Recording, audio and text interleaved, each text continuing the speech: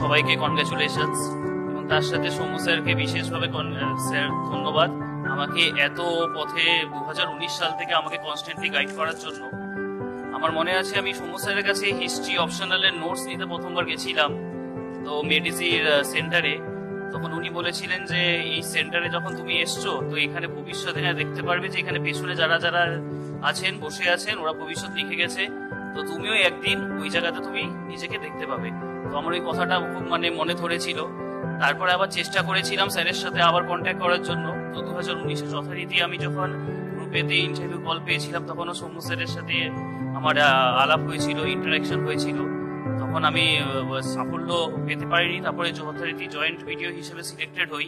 তখন সৌম্য স্যার আমাকে বলেছিল যে আমাকে যাতে আমার পড়াশোনাটা চালিয়ে যাওয়ার জন্য যাতে ভালো করে আরো কিছু করতে পারি, যদি কোনো হেল্প লাগে তখন উনি যদি আমাকে হেল্প করেন।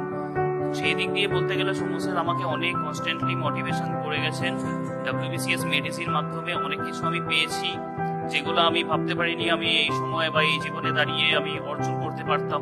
এখানে অনেকজন গুণী IAS স্যাররা আছেন, WBCS ম্যাডামরা আছেন, এবং অনেক সার্ভিসে বিভিন্ন সার্ভিসে আমার বন্ধু বান্ধবরা আছে। আমি আশা করব যে তারা তাদের সাথে একসাথে মিলেমিশে আমরা আগামী 2 বছর বা আগামী কর্মজীবনে আরো সময় কাটাতে পারবো।